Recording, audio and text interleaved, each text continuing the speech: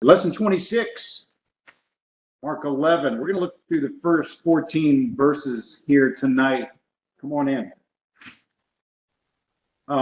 Most of this obviously is going to be taken up with what has become known as the triumphal entry into Jerusalem.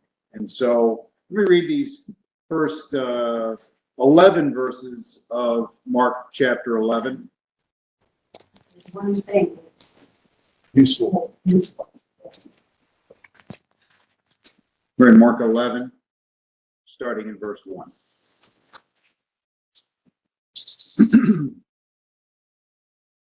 Now, when they drew near Jerusalem to Bethphage and Bethany at the Mount of Olives, he sent two of his disciples and said to them, "Go into the village opposite you, and as soon as you have entered it, you will find a colt tied on which no one has sat. Loose it and bring it. And if anyone says to you, 'Why are you doing this?' say, 'The Lord has need of it,' and immediately he will send it here." So they went their way and found the colt tied by the door outside on the street, and they loosed it. It's the pond in the ground.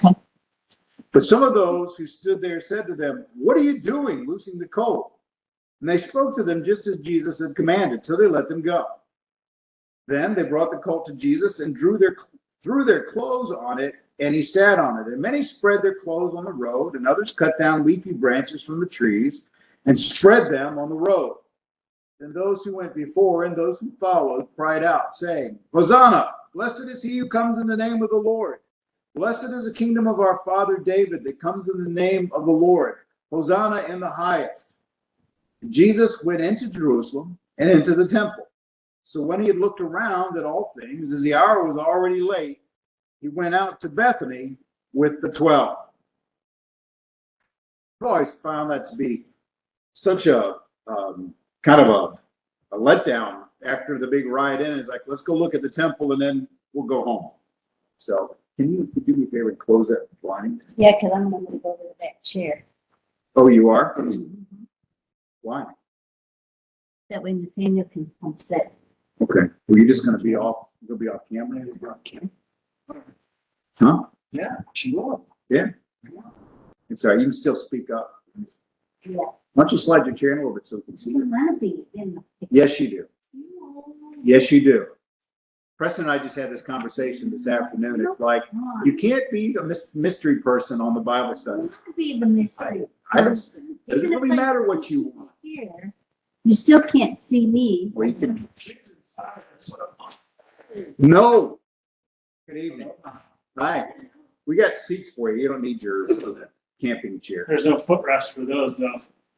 Oh, jeez. See, he's going to sit over there anyway. He has a point. Hey, you should buy a footrest and serve your people. I don't even know what I stopped.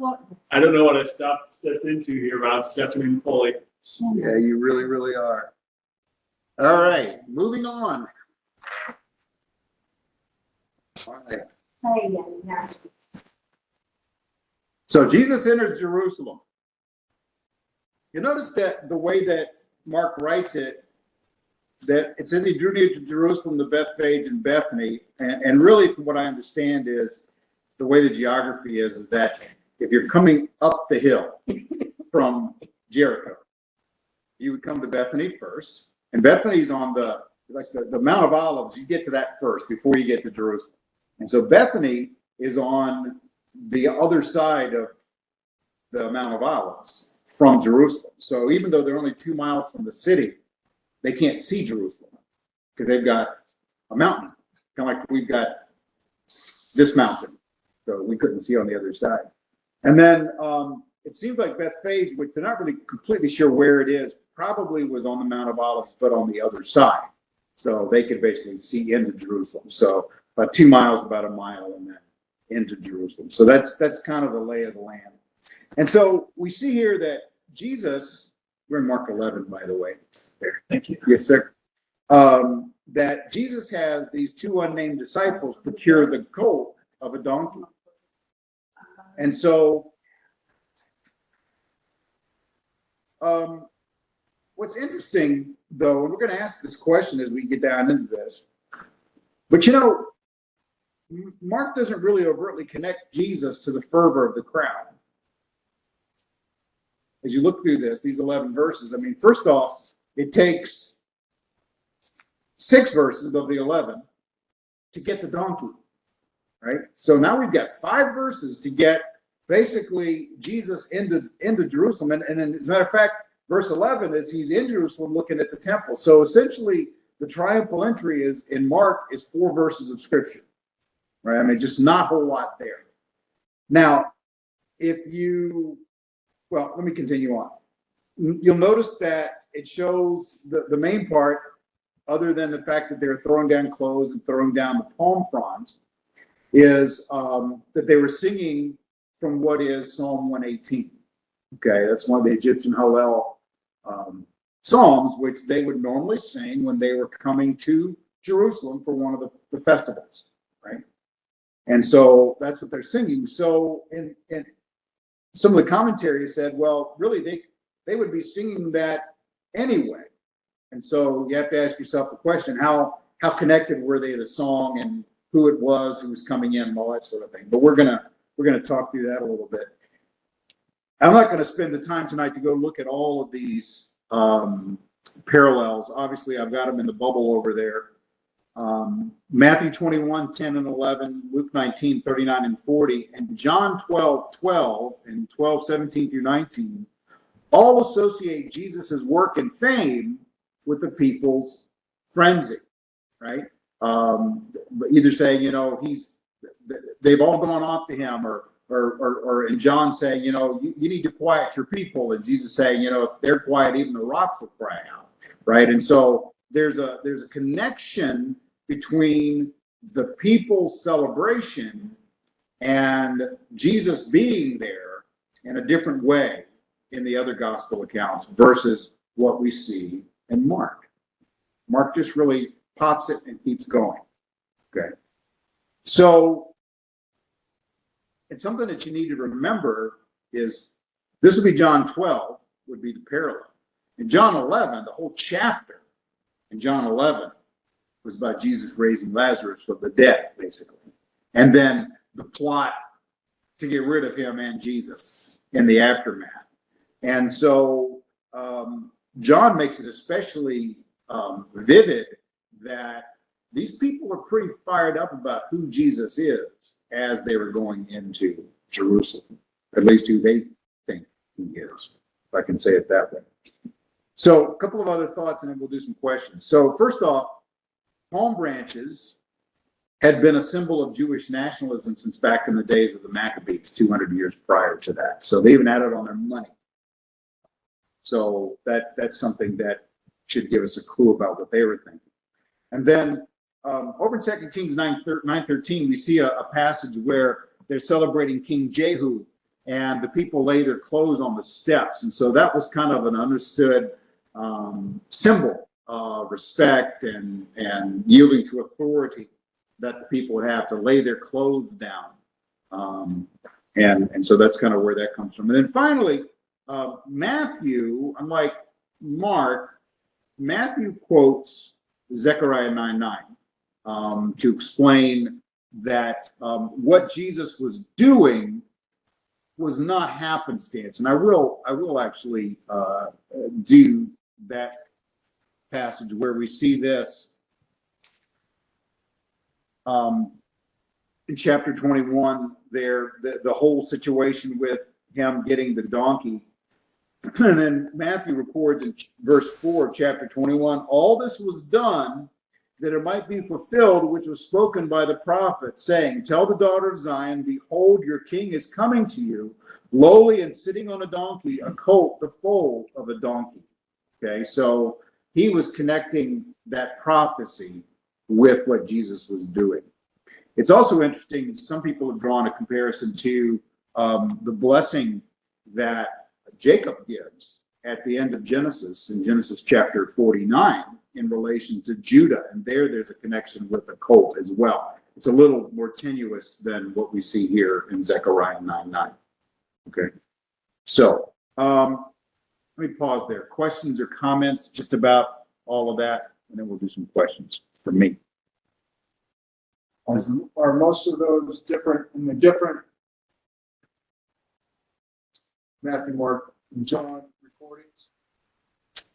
Do they all have his instruction of going and getting the colt? Yeah, the three synoptic gospels, Matthew, Mark, and Luke, have that. John does not have that. John doesn't. No, John doesn't have that, which that's kind of typical John. He just, he would not do what the other guys did. That wasn't important to him. So, but yeah, the other guys have got that in one form or another. Matthew's the only one that has the donkey and the colt both. And it's not that they weren't both there. The other two guys just focused on the one he rode on, if you will. No, okay. If that makes sense. Other questions or thoughts?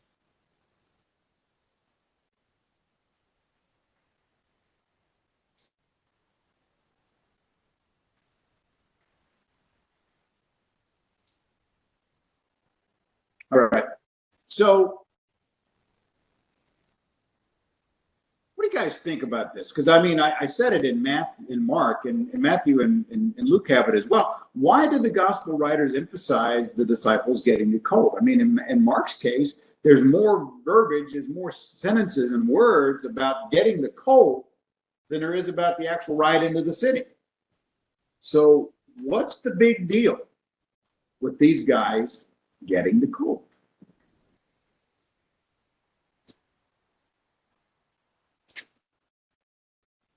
What are they trying to tell us there, do you think? Colt is an equestrian animal that's never been ridden before. Okay. Back of a horse, mule, donkey, whatever, that's never been ridden. His faith that he can ride it is also telling us he's in control. He doesn't have fear of this animal that's never been ridden before. Yeah, you're kind of jumping in on my second question, Chris. That's fine. Sorry. No. It's all good. It's all good. I think there is some reality to what you're talking about, that he has control over all of creation, right? It's where you're heading. Well, if you got a brigade of going to one place, Jerusalem, this is kind of already foretold. The disciples all know this. So to kind of send two out ahead of him, it's kind of breaking the pack of giving it a little bit more fodder to the conversation of coming into town. I don't know. It just is a different dynamic of, instead of just everyone marching in. So, is your thought there that Jesus is still coordinating as they go? Well, you got all this buildup of, talk about kind of what you're going to do, what's going on, and then it's like, oh, wait a minute, I got this guy. We just got this. We'll bring a colt, it's like a task ish verse. Then what's about to happen? It's like, get this, and then once that gets done, and then they're already pretty much there. Okay, all right. So what I hear in the midst of what you're saying there is that this idea that they're participating, right, in this act. They're still participants in what's going on. Mm-hmm. What it's worth. Yeah, Yeah. They got the call to go do something. Be with this. Yes. Okay. All right. I was, They're definitely in it. I was thinking in that idea, it's kind of a heraldic function. It's not just, I kind of have some little practical menial labor thing for you to do that just eventually it'll make sense. It's a forerunner, one crying in the wilderness, make straight the paths of the Lord. You send them 2 by 2. That's always the pattern, and there are all the reasons we've mentioned before for that. But we're coming into town. It's time to start this as a processional, and just as calling humans image bearers, coming back to the very beginning in the garden, is in one way symbolic of ancient world kings would put an image of themselves at the entrance to the city to announce their possession of the city, even if it's just a statue. So sending a herald or a pair of heralds was also the same kind of practice to announce the arrival. And then the cult has its own functions we're going to get to in a second, but also is, something to tie it to. It's something to instigate a conversation, really. Yeah. If they want to just sneak their way into town because they're so freaked out about everybody that's chasing them. He says, no, I mean, it's a conversation starter. It's an icebreaker. You're here to be a herald. This is something to get people talking and get you talking to them. But he's also very forward and open about this is exactly how it's going to go. So, like Moses, I will give you the words. Hey, Paul. Hi, Larry.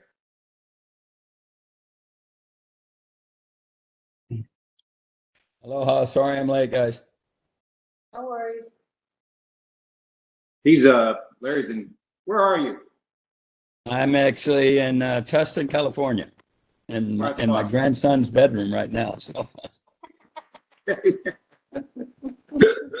to see you made it safely. So yeah, Trent, I like that herald idea.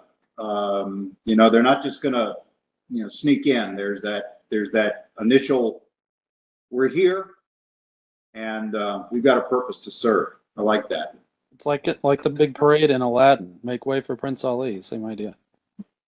Yeah. Okay. Hey, I've never seen Aladdin. Sorry. I don't have to watch all those. We don't have kids, so we don't have to watch all that stuff, guys. You've missed Other out. thoughts? Other thoughts? Yeah. In verse 3, he does say, like, if anyone asks, what are you doing? He commands them to herald him in, basically. He says the Lord has need of it. Just tells him directly. I was also thinking in verse 2, just for 1 and 2, it shows that he knows, as soon as you go to the village, you'll find a colt. Like, no one sat about and bring it. It's like he knows it's there. It almost seems like it's describing his omniscience that, hey, this is going to be there as soon as you get there.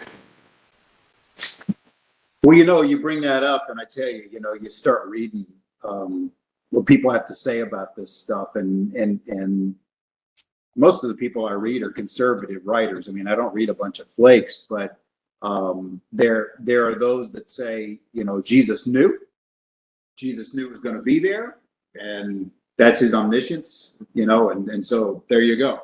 There's others that said, well, no, Jesus knew the guy. Jesus, it was a follower of Jesus, and and so he had kind of lined it up ahead of time, right? I mean, there's nothing overtly wrong with that idea, because you'd like to think that Jesus is a pretty good networker, right? I mean, he's God after all. So does it take anything away from it if he did arrange it with somebody ahead of time? Does it matter?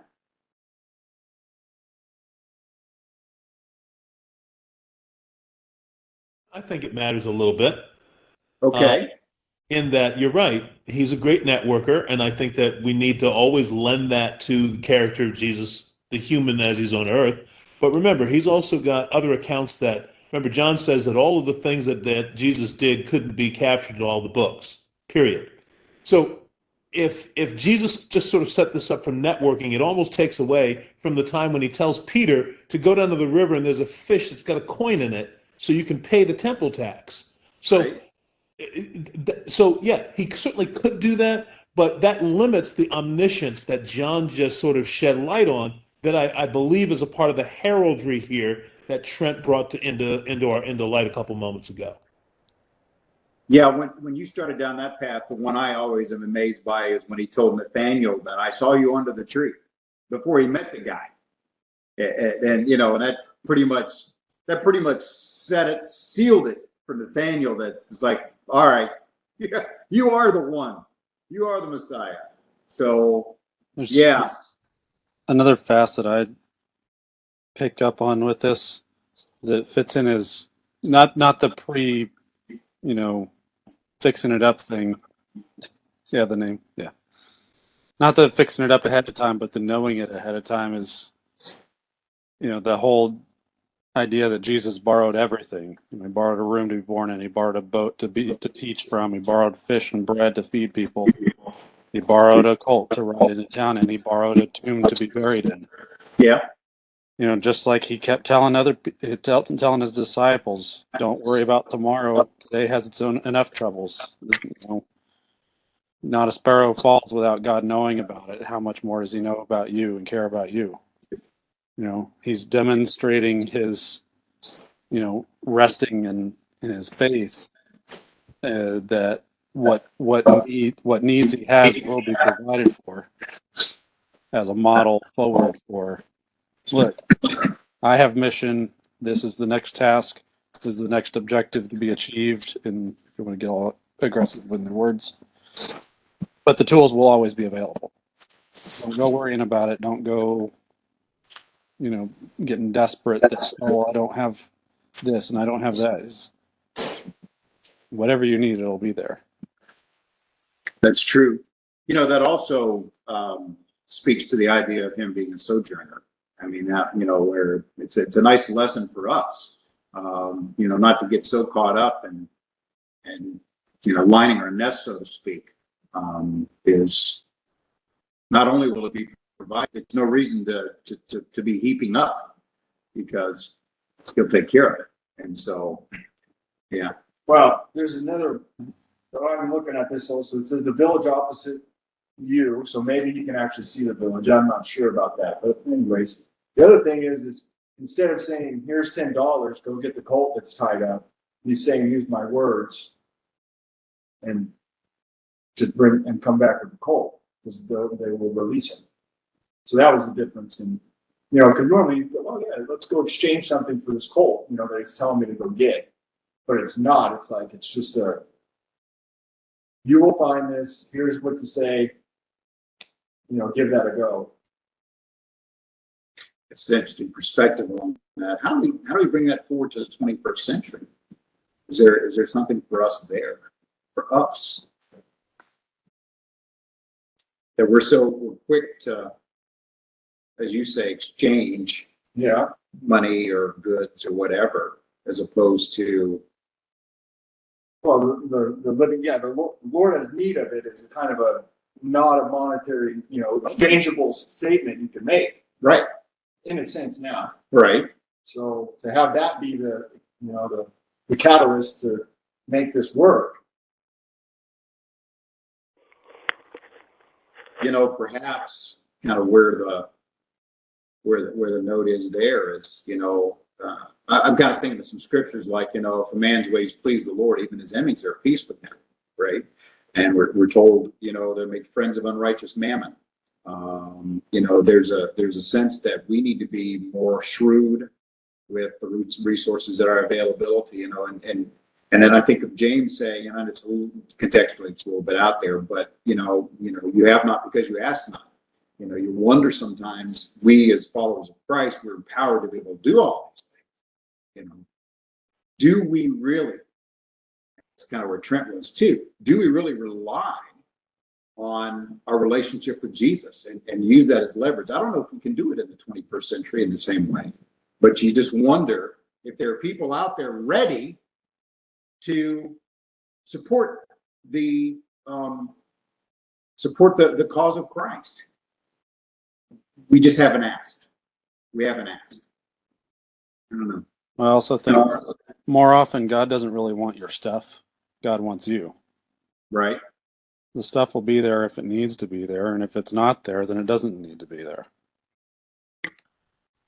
But like there's the thing about in Acts where Peter points out the widow that gave her last 2 coins, and he said, "Look, she gave everything. She's the one that gave more than anyone else." And of course, everybody's offended because they're giving their righteously selected portion. And he says, "Look, she's the one that's got the faith to give everything that she has to what we're doing here. And that's what we're looking for. It's not because she only put in 2 pennies. 2 pennies aren't going to do anything. But the fact of being that willing and that giving and that all in is more what they're interested in. Yeah, and I agree with that. But I wonder too, though, is kind of where Blake was on that. Was he definitely wants all of us, but part of what is us is our influence. Part of it is what we do in the community, right, as well. And are there those that, even if they're infidels, that would support us if we ask? And don't get me wrong. There's a group that will go out on one of the roads downtown and put their baskets out there, basically begging for Jesus, even though I think they're kind of a cult. But I kind of have an issue with that. I feel like that's not where we're supposed to be. But I'm just thinking, if a guy has a building or somebody's got a vehicle or somebody's got a field or somebody's got something, and we say, the Lord needs it, it's to ask him, let me just be really crazy for a minute, right? Let's say we wanted to be in a building as opposed to tents. Would we have the boldness to go to somebody and say, hey, we're a little church, we don't have a lot of funds. Would you let us use your building rent free? Right? I mean, I don't think we have many examples of that in our world today, but maybe churches have not asked, right? Just as an example. Right? Yeah. I mean, that's a hypothetical. I think it's just a matter of why do you need the building? Like that's a matter for self-examination. You need a building so you look like a real church. No, don't skew me off on that. I know. I'm just using that as if we decided we needed a place to be able to have ministry. Nathaniel doesn't want to sweat. Because Nathaniel doesn't want to sweat. Setting those tents up every week is tough, bro. Yeah. Well, I mean, if you lived here where 6 months of the year it's 40 degrees and raining, I get it. Yeah. But just the point is, I mean, I think, we don't have, there's probably resources out there that we could be using for the kingdom that are in the hands of those who aren't of the kingdom. But we're not asking. I don't know, it's just an interesting thought. It's an interesting thought. Yeah. Hi, Dan, Paula. Hello, we're back. Okay. So Chris started us down this road, so we're going to keep going down there. So what about the colt having never been ridden? What does that tell us, both ritually and practically? And Chris gave us part of that, I believe, on the practical side of that. But what do you guys think? The colt's never been ridden. What does that do for us? Why is that part of the equation? Chris said that it showed that Jesus could control this animal that had never been ridden. I think that probably covers the practical side. Unless you guys got something else. What about ritually? What does that kind of speak to in your minds when you think about Jewish Old Testament ritual? I would say purity. You would say what, Paul? Purity, as in never been used. So a virgin colt. And I think that's the same thing. What did you say? Unblemished. Unblemished? Yeah. Okay. So you guys are kind of going after the same idea that this is its first use. It's pure. It's right. Uh-huh. Anything else? Let's see references here back to like Numbers and Deuteronomy about heifers that have never been yoked and taking them down into valleys that have never been plowed or planted and Yeah. go break their necks there and all that stuff. Yeah. I was looking at a lot of that stuff, getting ready for this thing. I don't want to take us too far out there into all that, but yeah, you're right. Same kind of. So if that's the case, you got something, Chris? Lamb without spot or blemish. Same thing that Blake was talking about. Yeah. So what is that saying then about what this cult's purpose is? What is this thing that Jesus is doing?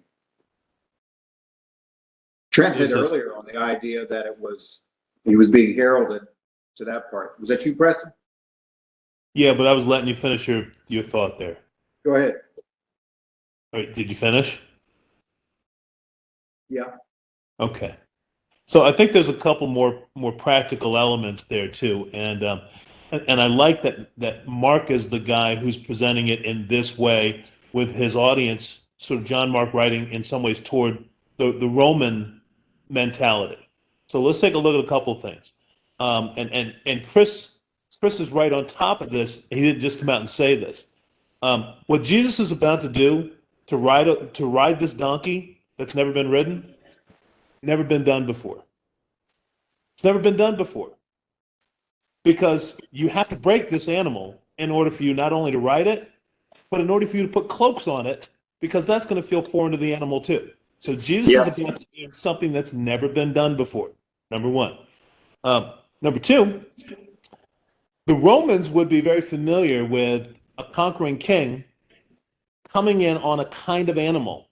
And if he comes in on a horse, one of those pieces of symbology is that he's coming in as a conqueror. He's coming in probably leading some folks either tattooed or through the nose to say, I'm the conqueror. I've won.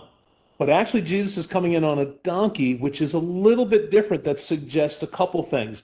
Number one, service, because that's the kind of animal that he is. And number two, I'm coming in peace. So let me shut up there and throw that out and see what happens.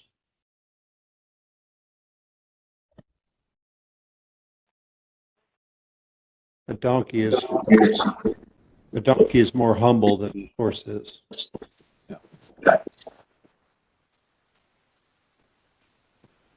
Yeah, to your point, Preston, I think we don't see at this point. Now, it's going to happen as the week progresses, but we don't see the Roman government meeting Jesus at the gate of Jerusalem, right? But if he'd been on the stallion, whole other thing. Absolutely. I've heard a real stem winder on this subject that is kind of hard to navigate, but there's one section of it that had to do with it's important that he wasn't on the mare that this foal belongs to. It was on the foal instead, as in the throne next to the throne. You know, he would reserve the prime animal for somebody in a superior position to himself.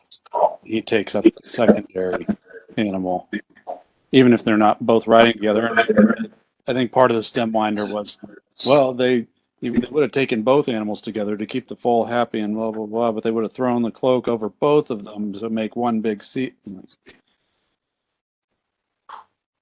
That sounds conjectural. It was a lot, but I think the most useful point out of it was the primary and secondary positioning implied. Okay.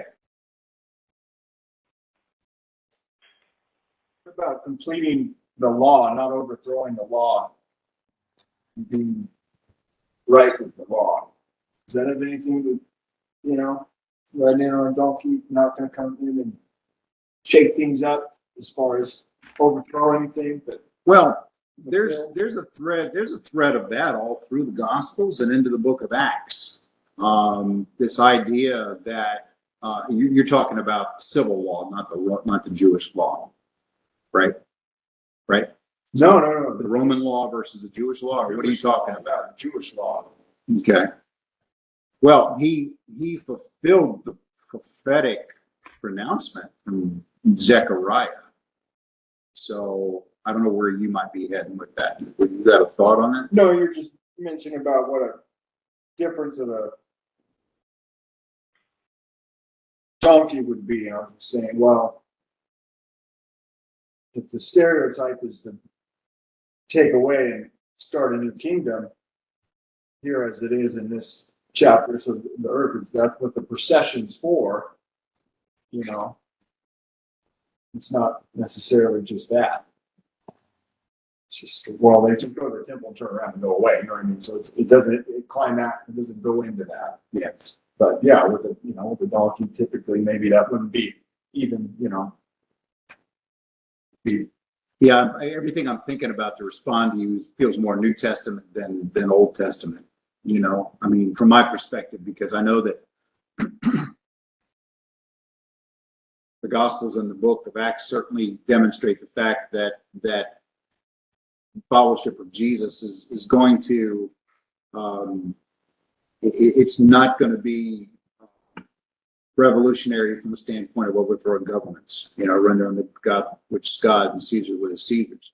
Right. You see that all through the book of Acts, where Paul makes it pretty clear that he's, you know, operating in the legal way. And then, you know, as I think further into the New Testament, you know, the idea that you know, we would see the king, even if it's a corrupt government, as being God's minister, so as not to overthrow. I don't know. And you guys got a thought on that? I don't have anything from the Jewish law that comes to my mind as far as Jesus fulfilling the law, other than the prophecy.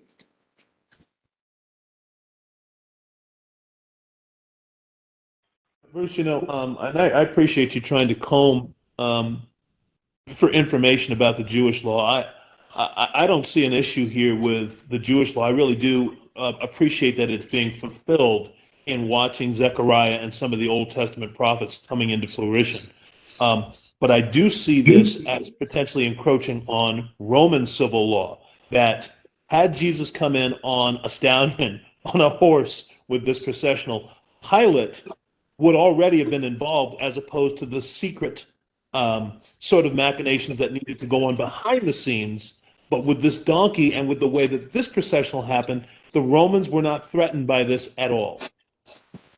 That's it, because, you know, we know a lot of people that were going on then wanted him to be that earthly leader, that earthly Messiah, that zealot that was going to overthrow the Roman government. But that's not what he was demonstrating at all, in any way, shape, form, or fashion.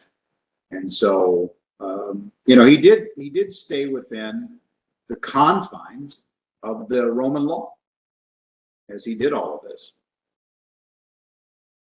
So that led me to ask the question. So we see we see Matthew, and he's quoting Zechariah. We see the other gospel writers, and they certainly are showing the people to be in pretty much a lather about Jesus, and it all seems to kind of point to this idea of him as this Messiah, wrongly in their mind. I mean, they were seeing the earthly leader versus the, you know, God. But why do you think Mark so downplays the messianic aspects of Jesus's ride in Jerusalem? I mean, it ends up just basically being, you know, he rides in while the people are singing from the Psalms. You know, they put the you know, the fronds and the clothes down, but that's kind of it. And then he just goes in and takes a stroll around the temple complex.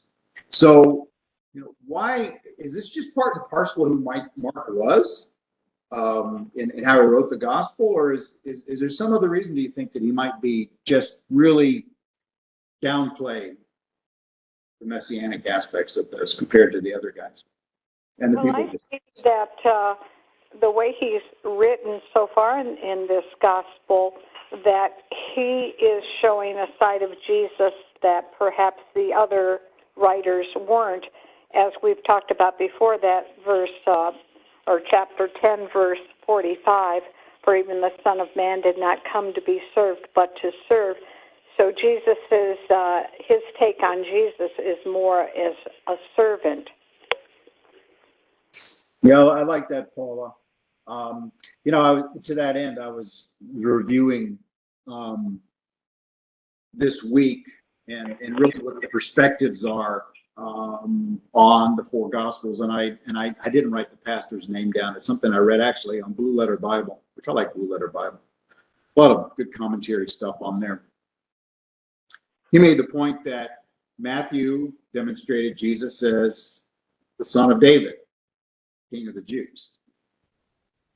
Mark, he was the Son of Man, the servant to all. Luke, the son of Adam, the perfect man, the perfect human. And then certainly John, the Son of God, he was divine. Right? So those are really the four aspects of that and their audiences that receive that. So, yeah, Paula, from that perspective, I can get on board with you as far as that's concerned. That he wanted to keep Jesus within that servant role on that cult where he was. Right. Other thoughts on that, or different thoughts on that, guys? Here or there? I think we've kind of banged a little bit on the what audience he's writing to. Yep. Where Matthew's more of a Jewish audience and needs to speak in Jewish terms. This is more of a Hellenized and Roman audience. Yeah, the Roman mindset, right? Yeah, so it's a little bit more just straightforward facts, but don't step on toes where you don't have to. That's a good way to say that, actually, right? I mean, they had their own God, so to speak. So, in their minds.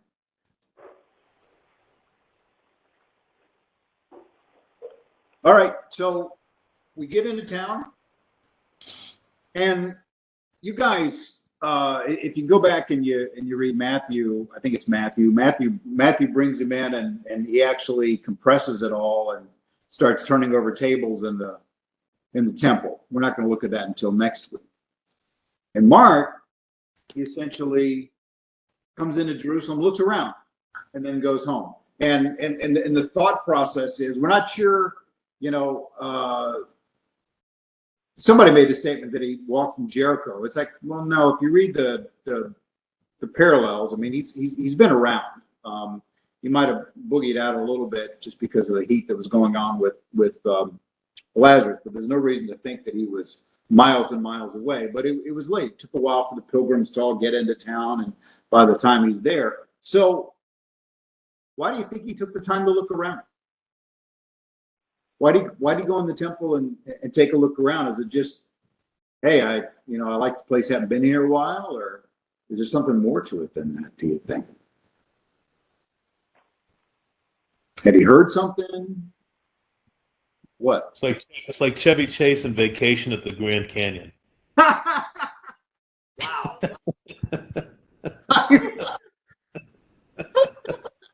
Oh, what an image. Gotta make time. I just kind of think, no, that's probably not the case. That's hilarious. I think he's about to tie the next couple of things as John, Mark, and Peter document. In some regard, they're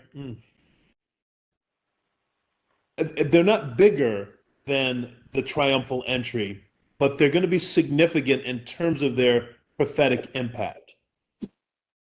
And I think Peter is helping to set the stage, almost in the way that when he and James and John were on the Mount of Transfiguration, they knew things that they were unable to really say until after his resurrection.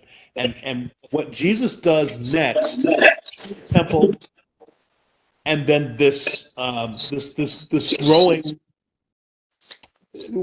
this tree is pretty significant. So I'll pause there unless you ask me more questions, and that's where I think almost Mark's emphasis is, as opposed to the other New Testament writers. So you see Mark is basically, he wanted to get Jesus into the city because he's got things he wants him to do in the narrative. And the ride in isn't nearly as important to him as what's coming next. Right, because the ride, even though it's significant as to the Jewish folks having a temporary acceptance of Jesus for who they think he is, what Jesus is going to be is going to have lasting impact when we look at it through a historical lens and a Jewish lens. Okay, all right. And he, based on the number of lines of scripture, I think it backs it up, what you're saying. because he certainly puts a lot more emphasis on those things. I mean, next week it gets pretty gnarly there for a while in our continuation through here. All right. Other thoughts? Well, traditionally this occurred on Palm Sunday. Right. You know, back then the Sabbath was Saturday, and everybody would have taken the entire day off from doing anything and everything, especially in Jerusalem and especially in the temple environment. Sunday is kind of a catch-up day. A lot of people are kind of just catching back up on doing the stuff around the house, doing the stuff around their market stall or whatever, just because it took a day off from doing the chores. He probably doesn't have much of an audience. And just kind of as a practical application, he needs to come in and make a show of clearing the temple. If there's nobody there, it's not much of a show. So you see it very practically from the standpoint of they were willing to essentially come into the city with him, but now they've got things to do. Yeah. So he's going to have to wait until tomorrow when everybody's kind of back in the flow of business, so to speak. Yeah. I mean, I think there's probably larger significances about the whole timing of the week. There's, you know, I'm not, without doing any weird numerology stuff, just Yeah. Let's not go there. Let's not do that. The lost day and all that stuff. Yeah. And Palm Monday. We've heard all that stuff. Yeah. It's kind of crazy because there's a day missing. You know, it's kind of interesting though, is that I hear what you're saying about everybody needing, but these folks were coming in from everywhere, right? I guess maybe to your point, they got to town. Now it's time to go get some provisions and find a place to bed down, or go see my cousin, or whatever we need to do. Well, I mean, clearly they've been out in the fields or among the trees or whatever. They were out tending to their farms and orchards and stuff, which weren't in the city. And that's a pretty common pattern of life in that part of the world. Even now, you know, all of the agriculture occurs just outside the city, but the people don't necessarily live on their own land the way we do with farms here. It's everybody lives in town, goes out and tends the plants for the day or tends the animals for the day. On their way back in, oh, by the way, I had some palm trees or some palm trees. Yeah, but I think what I'm getting at though is it's different. I mean, I'm thinking about the people who aren't residents of Jerusalem or Bethany or Bethphage, right? I mean, they're, you know, what have I got? The feast of arrival. Yeah, they're there. They've come from all over. I mean, and this is the one. It's interesting if you read, well, especially when we're going to talk about the fig tree here in a minute, but there's commentators that say that they think that really Jesus came in. This was actually the Feast of the Tabernacles, and that it was going to be a 6-month sojourn in Jerusalem. There's nothing that basically backs that up, but not to mention the fact, you know, well, never mind. But if they were going to come to Jerusalem for one feast of the year, they usually come for the Passover. That's what they normally come for. You know, they were supposed to come for 3, but practice had reduced that to 1 by Jesus's day. So, yeah, I'm just thinking, you know, the city swells by who knows, you know, factors during the Passover. So there's a lot of people kicking around, but that's why I think, you know, they've got to find a place to stay, or they're going to stay with a cousin, or, you know, they're willing to march into town. But it's just interesting that once he got to town that the crowd dissipated, and he's kind of there left at the temple. To your point, Trent, kind of them and them, those 12, maybe a few hangers on, right? It's getting dark. I have a thought. Now, we are on the last question in this section, right? Yeah. That taking the time to look around the temple. Yeah. I see Jesus, you know, since in this book he calls himself the Son of Man so many times, and he knows that the outcome of this week would be that this whole concept of God's house, being the temple, is going to come to an end.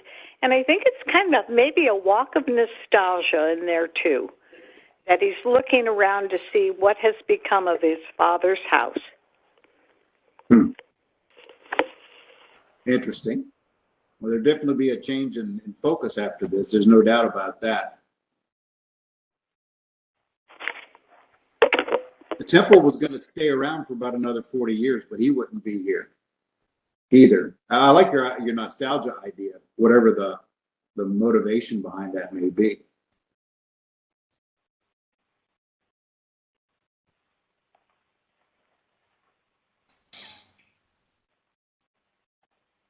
All right, everybody's looking at me. Jesus uses a Mac. I don't know if that's. We'll have to have that conversation next week. Oh my. All right, so let's look at the fig tree. We're only going to see the first part of this. We'll get the rest of it next week. The lesson happens next week, but we get the first part of it, the miracle this week. It says, now the next day when they had come out from Bethany, he was hungry.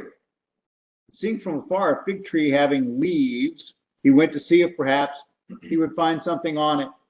When he came to it, he found nothing but leaves, for it was not the season for figs. In response, Jesus said to it, let no one eat fruit from you ever again. And his disciples heard it. This is a lot of scholars are troubled, I think is a good word. They're really troubled by these three verses. They have a lot of issues with it. I mentioned a couple here, but it's just funny how sometimes the little things are the ones that get these guys all jacked up. So first off, and I mentioned the fact that they were talking about, fig trees and all that, or him coming 6 months earlier. I mean, Mark pretty much makes it clear that it wasn't the season for figs, and essentially the figs would have started to leaf out in March and April. This sounds very much like a lot of parts of the U.S., right? I mean, the leaves would come out in March and April, and they would start to fruit in June, July, August, September. That's when they would have the figs on them. They sometimes would have kind of some preliminary figs, but they weren't very good. I mean, they were kind of almost like false figs that they would have early on, but you wouldn't want to eat those. They were nasty. And so at this time of the year in April in Jerusalem, the fig trees aren't going to have fruit, which Mark makes the point of. And so, Jesus goes over to it, and when he sees that it doesn't have anything, he says, there's going to be no fruit from you ever again. And this is where there's commentators on this that feel like that Jesus got angry and that he was frustrated and when it didn't have. But again, if we go back to our conversation about the colt and about some other things that Jesus has done, don't you think Jesus knew that there weren't going to be any figs on the tree? Yep. I mean, huh? Huh? Yeah. I mean, he knew that. Not the least of which he's from Israel. So, I mean, it's not a struggle to think that they would be there. And so you have to, at that point, say there's something else going on. That's the whole point. That's where we need to kind of see that. So many consider this episode to be either, I've heard it called a living parable or an object lesson. And so the idea here is that the leaves on the tree present this promise of some sort of underlying fruit, that there's leaves on it, it's living, so at least there should be some production out of this plant, is the idea. But instead, even though it's got the leaves, it's got no fruit, which shows that the plant, in essence, is useless at this juncture. Right? It has nothing, it has no fruit, it has nothing to commend it to anybody. It's just a leafy bush, for what it's worth. And so when Jesus says, let no one eat fruit from you ever again, this is really a picture of judgment. Because you are not fruitful, you're being judged. Does that make sense? Yes. So why then? And this is referred to as a destruction miracle. And it's not something you see in the Gospels, hardly at all. Perhaps the only other destruction miracle that we see in Mark's Gospel is when the demons leave Legion and go into the pigs, and the pigs run down the hill and they die. I mean, some people said, well, it's not really a destruction miracle, but it's one of the times we really see where some action of Jesus leads to something being destroyed, right? Or dismantled, whatever you want to call it. So why do you think he's highlighting this at this point? And I'll follow that up with, who's he talking about? Well, if you consider it to be a parable, then you would have to say that the Old Covenant and the temple system is the fig tree, and it's going to be judged.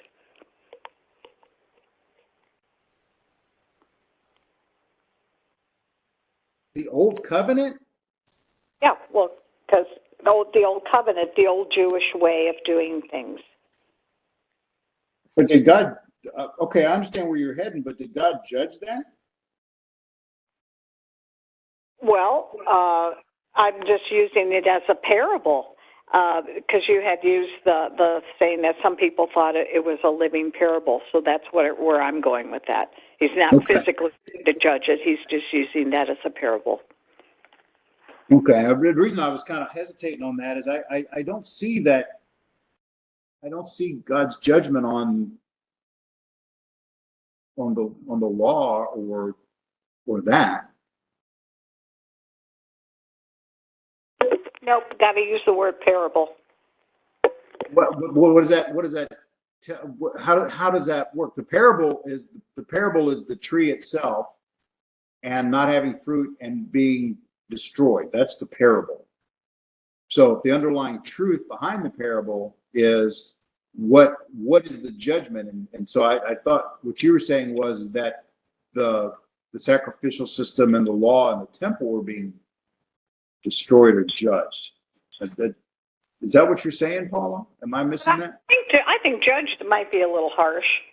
Yeah. that might not be the word I would go after, but right. Well, that's why I asked. Picture of the old way.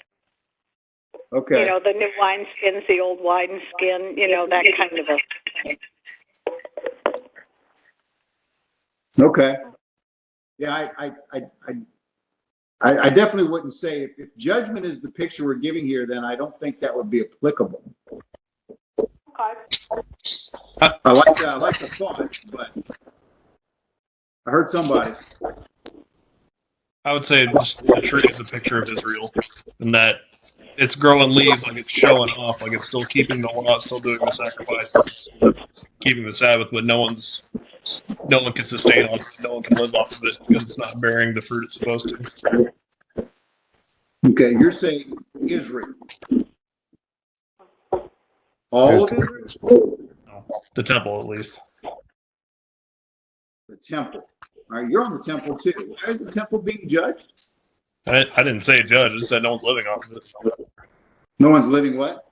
No one's getting the life they need from it. Okay. All right. I'm not saying judge. Okay. From the old to the new. The old for the new. So you're kind of in on that whole wineskin thing as well, Chris. Like Paul's idea. It's not a judgment of the old. It's just a pronouncement of the transition from the old to the new.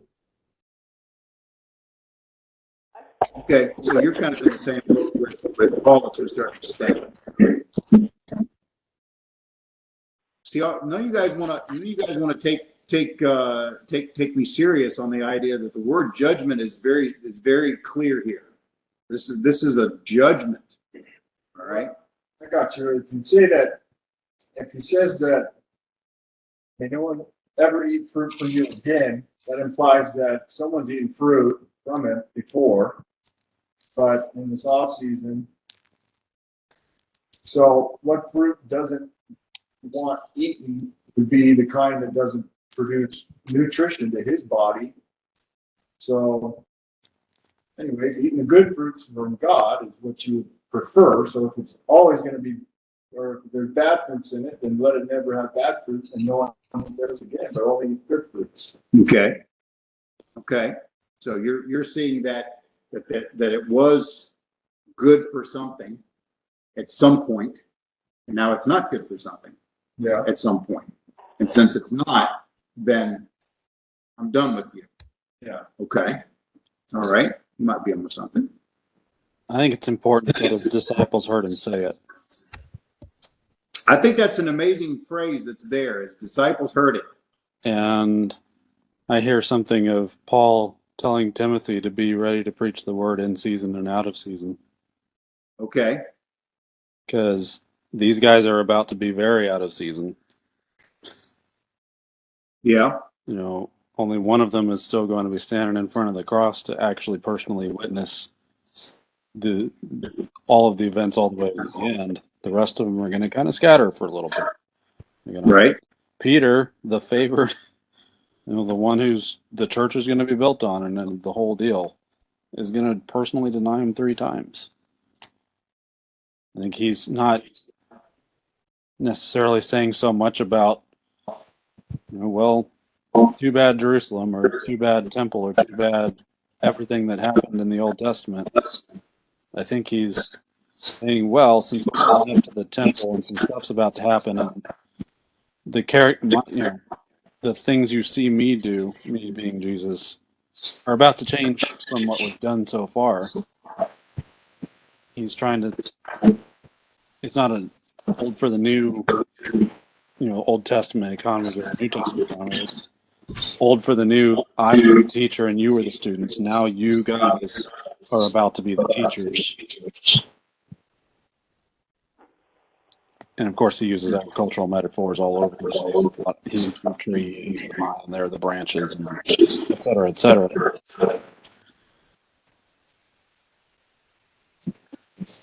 So, all right. So you're kind of catching the backside of this thing, but they heard this and they heard it. They maybe didn't understand it. They were going to get there at some point. Primarily because it was for them rather than an everybody or a grand sweeping statement. All right. So then what's the parable? What's his point? I think it's the handoff.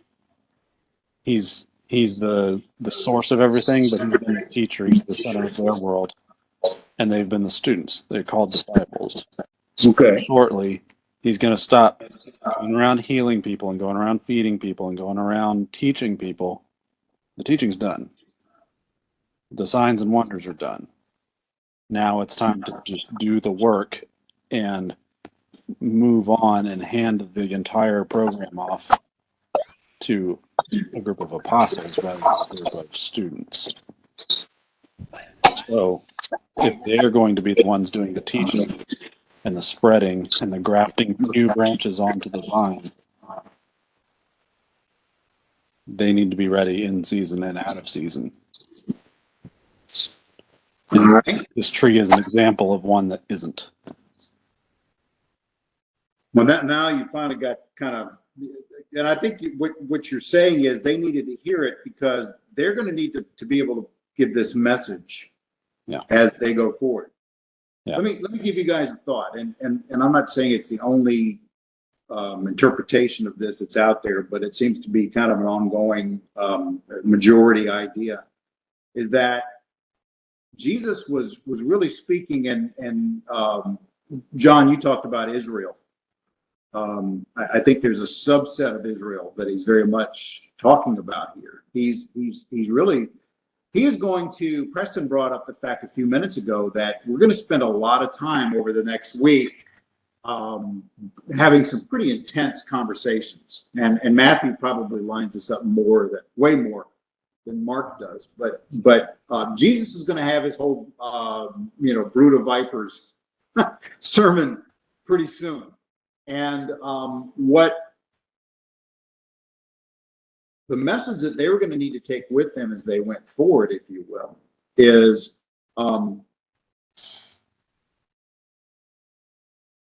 you can have think of the leaves, if you will. Think of the leaves as just that outward appearance, right? That beautiful outward appearance. The promise, as I said, of fruitfulness, of something that is of worth to the kingdom, right? It's analogous to Jesus's idea of the whitewashed tombs, or looking at the outside of the cup while the inside of the cup is filthy, right? We see all those kind of different images that Jesus presents in the Gospels. The leaves give that impression that this is going to be a useful, productive plant. But at this point, it is not. There's nothing there. It's essentially already, I'm just really stretching it a little bit, it's already, as far as its usefulness, dead, right? I mean, it's a living plant. It's alive. But if I needed it today, it might as well be dead, is the whole point. And so Jesus says to it, well, you know what? If this is where you are, I'm done with you. And it really is a picture, in a very real sense, of the religiosity of that day. The thing that was going to plague, and I preached out of Galatians on Sunday, it's the thing that plagued the early church. And Paula, you talked about the law, and John, you jumped in and we're talking about the temple, and I think, Chris, you were talking about the old versus the new. I mean, what the challenge is that there were so many that the early church dealt with who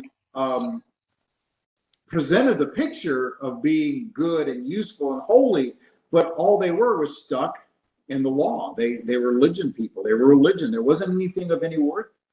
And Jesus is basically, and the reason there's a picture of judgment there, it's like, well, if you're going to be stuck in that, if you're going to be a hypocrite and you're going to present yourself as being this holy person, but in actuality, you're dead inside, then you've already brought your own judgment upon yourself, if that makes any sense. And so in a very real sense, as you look at this interaction that Jesus has in verses 12 through 14, it's him condemning the hypocrisy of the culture of that time. And so that's why when you said Israel, John, I was like, what part of Israel? Because obviously there's a lot of people in Israel that were going to follow after Jesus. A lot weren't, but there were going to be those who did. So we couldn't look at it. We can't look at it from a national perspective. We can look at it from people who think like the rich young ruler did, right? Who said, I kept all the law. I'm good. But you're not. You're not, because there's really no fruit within you, right? And so that's really why, because Jesus is now, over the next week, going to be pounding up against that as the Jewish leaders, take their final licks with him prior to the crucifixion. So that seems to be why he positions it right here where he does. Yeah. He's still hungry. Yes. Yeah. So, but the other place where he comes down when it says he's hungry is after 40 days, so, he's hungry. So that's when he comes down. Right.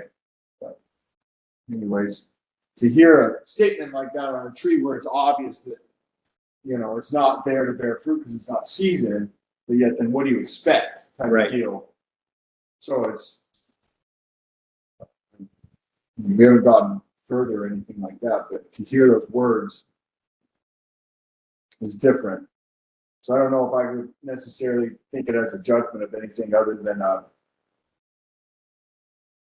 an awesomeness of a man having a statement to a tree for disappointment reasons, and then they got to figure out what the heck that means. Yeah, well, see, that's where it gets weird. That's why I think a lot of theologians have an issue with it because it's like, well, okay, it's April. They don't have figs. It's not supposed to have figs. Jesus would know that. Jesus, I mean, it's the whole thing. So one may wonder that when it says, Jesus was hungry, that was really the beginning, if you will, of the parable. I'm not saying that he wasn't, right? It says it very clearly. But them knowing that and seeing him going there, they may have been going, what's up with the fig tree, Jesus? Not going to be anything there. Even fishermen from Galilee would know that. And so what's the point that he's trying to make there? Right. Right. Other thoughts? If it looks like a church and you go into it, and then Yeah. it's not there, and Yeah. it doesn't matter, you're like, oh, well, it's not this time or whatever, Right. Well, that's kind of an interesting drawing that comparison to where he walked into the temple too, right? I mean, that's the next day, obviously. But I'm sure that people will walk into the church hungry. Don't want to stretch the picture too far. Yeah, you walk up to a fig tree, and you could kind of, it's like you already are preset on what a fig kind of tastes like, you kind of get that really set in already type of deal, and why to allow yourself to start thinking about that and then go up to it anyways. But he has his disciples there also observing this too. So were they hungry for figs too? Probably if he was, right? Maybe, yeah. So they must have been. Anybody want to jump in on that one?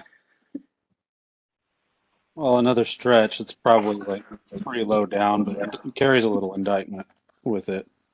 Is that there are a lot of prophetic mentions of the time when everyone will sit under his own vine and his own fig tree and be at peace and all that stuff. Yeah. And he's indicating there are some allusions to Jerusalem as city of David being the vine that all of Israel depends on as branches. And he makes a point about I'm the vine and you're the branches, as opposed to the temple is the vine. So he's saying that ain't the vine and this ain't the fig tree. And y'all ain't going to sit under this and be at peace. Not right now. See where I thought you might go with that. And, it's kind of it's a tough chapter of scripture, or at least the first part of it is Isaiah 5, where it talks about Jesus in his garden, right? He expected it to be all of this verdant and just providing everything. And it ends up basically just being briars and brambles, and he has to take it out. And I'm sure there are those that try to connect this on a grander scale. But I think we just have to be careful. And the reason I say, because I think very much when he says, no fruit will ever come from you. I mean, there's a sense of judgment there. We have to be careful with Israel that we don't fall into a trap, that he's not done with Israel yet. I just always, if you guys ever wonder, I kind of run really hard from that, because there's this idea of replacement theology, that the church has replaced Israel and that God doesn't want Israel anymore, and that's wrong. All you got to do is look at Romans 9, 10, and 11, and you very much see that God has a plan for Israel. See him in the book of Revelation. See him other places. And so, I just want to, that's why I always kind of pump the brakes when I ever hear Israel in judgment in the same phrase, in the same scene. I see. Okay, yeah, I totally hear you. I guess I did say something that sounded like that, because I totally don't believe that Israel has been replaced by the church. And I know you don't believe that, because I've had that conversation, so I knew you didn't believe that. That was pretty prevalent back in the early 20th century, and it's just a heresy. Yeah. It's not prevalent. What? It's not prevalent. You're right. now. It's still plenty of it running around. Is that what you're saying? Yeah. And that's a interesting thing, because if you look at some of the ministries and national ministries out there, whether it's Friends of Israel or Jews for Jesus or for some of them. I mean, they spend a fair amount of time having to correct that with people. As much as their ministry is about leading Jewish people to Christ, they also have to defend Israel from that replacement theology era. Well, I mean, every time you hear about a shining city on a hill, that's where that comes from. Right. Right. Well, I would also just the phrase, may no one ever eat fruit from you again, whether it's talking about a fig tree or not. In this situation, it's good that it came out of his mouth, because I would take those words and no one and say that to the Antichrist.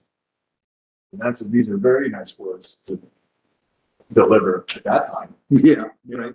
Yeah. So, like you, I don't know how you said it, where something that has a destruction to it, a destruction A miracle. destruction miracle is what it's referred to. Yeah, don't see a lot of those. Right.